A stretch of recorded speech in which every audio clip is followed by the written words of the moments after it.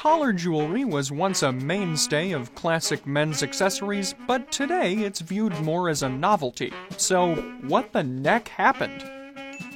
We've identified 6 key reasons why collar jewelry fell out of favor, so let's jump right in with the first: changes in collar styles and technologies. When modern collar jewelry was evolving during the Victorian era, it was a practical accessory first and a decorative one second.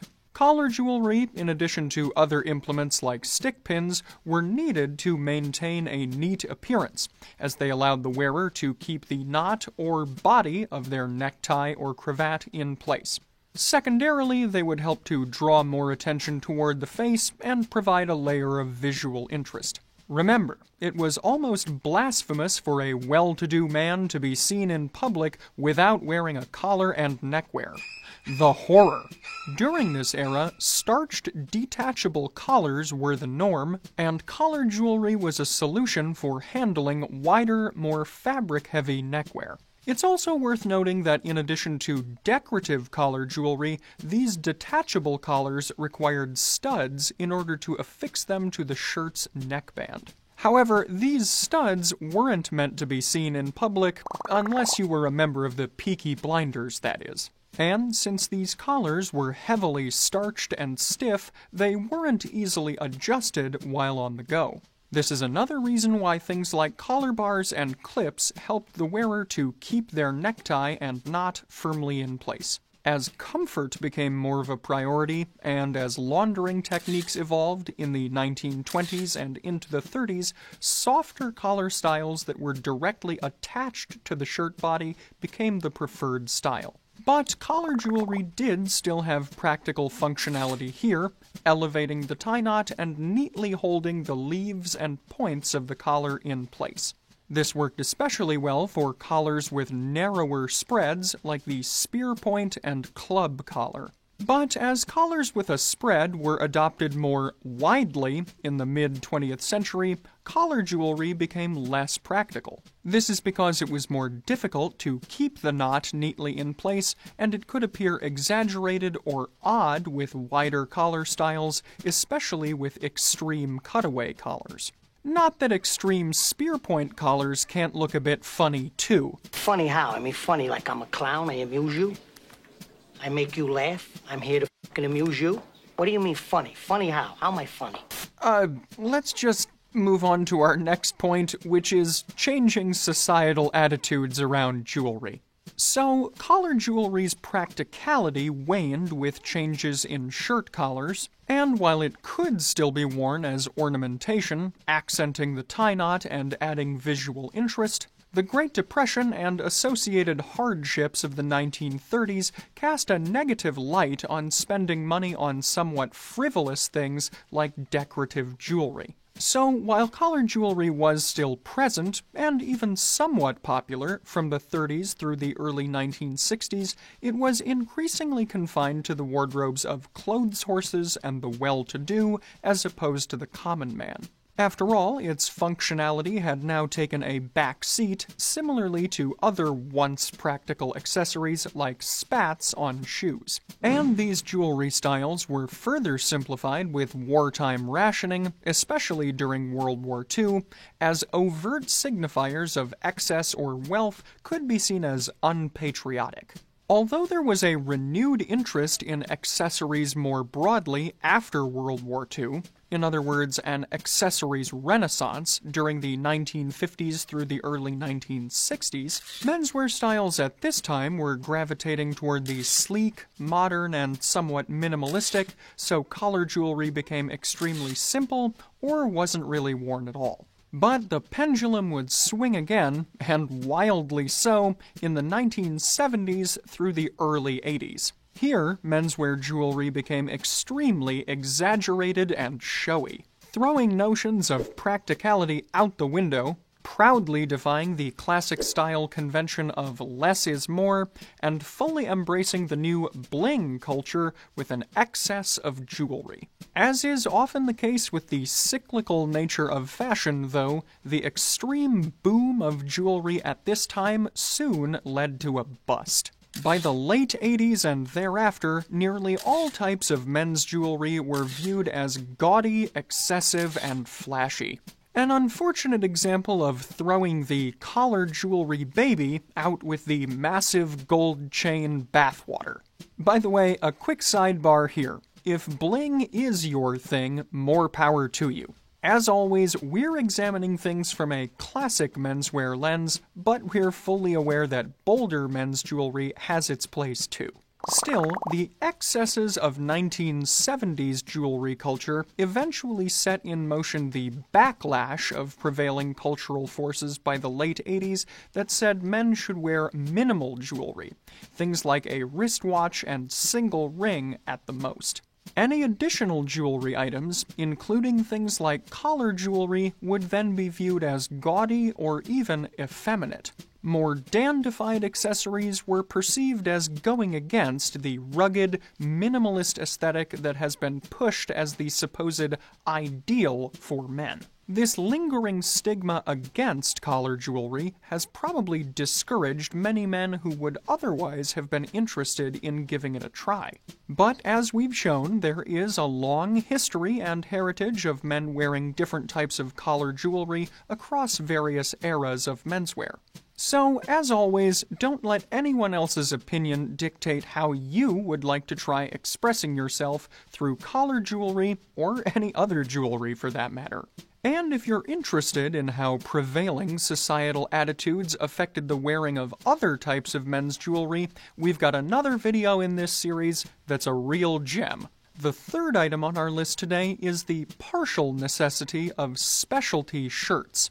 In addition to cultural concerns, there have also been practical issues that have complicated the wearing of some collar jewelry. A major one is that some types of collar jewelry, namely collar bars, have to be worn with a specific type of shirt collar. As collar bars don't pierce the shirt collar, as a collar pin does, or use tension to be held in place as a collar clip does, they require specialty holes to be sewn into their accompanying shirt collars. These collars, though, just tend to look off when they're worn without their accompanying jewelry. Meaning that it's also true in this specific case that your shirt will be more versatile if it doesn't have holes in it. As dress shirts in general increasingly fell out of favor as part of the overall casualization of menswear over the course of the 20th century, which we'll discuss in a minute, fewer men were willing to invest in shirts with specialty features like pre-made collar holes. And as the century wore on, many ready-to-wear shirt makers stopped manufacturing shirts with features like these, meaning that those who wanted to wear them would have to go made-to-measure or even bespoke instead. And while collar pins, and especially collar clips, can be worn more easily with many classic shirt collar styles, spread and cutaway collars won't accommodate them as easily, as we discussed before, though we at Fort Belvedere do have you covered there too. Broadly speaking though, as the shirt styles with which collar jewelry could be easily worn diminished, so too did the collar jewelry itself. Next on our list is item number 4, negative cultural associations. Because of its modern-day rarity and its historical pedigree, collar jewelry today carries some less-than-ideal connotations in the minds of many. For those uninitiated to the world of classic menswear, for instance, it might conjure images of wealthy, out-of-touch elites, cosplayers or historical reenactors, dandies, mobsters, or mysterious millionaires who could be a nephew or cousin of Kaiser Wilhelm. This is largely because most people today will likely only see collar jewelry worn in period media or historical images. These associations aren't necessarily bad things, for the most part at least. But with the contemporary menswear scene dominated by the impetus to appear new, hip, and cool, an item predominantly associated with 1920s gangsters or old-timey businessmen isn't really going to fit that bill in most regards. The notion that men don't wear collar jewelry anymore is further heightened by the fact that it was once so popular. As is often the case, when a trend is massively popular and ubiquitous within a given era, it is then seen as being intrinsically tied to that era and anomalous outside of it. For another example here, you can think of something like disco bodysuits and the 1970s. So, ironically, the very popularity of collar jewelry during the golden age of menswear came to enforce a perception that it was only to be worn during that time. Furthermore, because collar jewelry was increasingly tied to historical personages, it came to be viewed as costumey, worn only when playing a part. Fortunately, though, we've also got a video on that subject, and Raphael can show you how to avoid appearing costumey while wearing classic menswear here. The penultimate item on this list is number 5, the casualization of menswear and the decline of necktie wearing. It's no secret that menswear in general has become increasingly casual. To fit classic-style conventions, collar jewelry is best worn with a collared shirt and tie. But as tie wearing in general has declined, it made sense that collar jewelry would decline in kind or assume forms not typically associated with classic menswear. In other words, as men stopped wearing ties, or even stopped wearing shirts that had a collar, they also necessarily stopped wearing as much collar jewelry. We're only touching briefly on this point today because we've got several other videos on the topic of casualization in menswear, but we did think it was important to mention here all the same. That brings us to our 6th and final item on this list, difficulty sourcing quality examples. As collar jewelry fell out of favor with the public, its presence on store shelves and later online shrank considerably. And while it's not impossible to find vintage examples, as both Raphael and I have some in our collections for instance, expensive, high-end models made with precious metals and/or gems are sold as a rarity, and even more plain examples, in proper working condition anyway, survive only in limited quantities. Due to the buzz generated by popular shows like Peaky Blinders, makers did try to capitalize on the trend by putting out newer models of collar jewelry more recently, but these were often cheaply made, didn't follow classic style conventions, or both, as they were largely intended just to be worn at costume parties and not much else. So, when quality examples of collar jewelry are increasingly difficult to source, it only makes sense that they would become increasingly rare. That, among other reasons, is why we proudly carry collar jewelry as part of our Fort Belvedere line, so you can pick some up for yourself. That brings us on nicely to our final question for today's video. Can you wear collar jewelry today? Simply put, absolutely.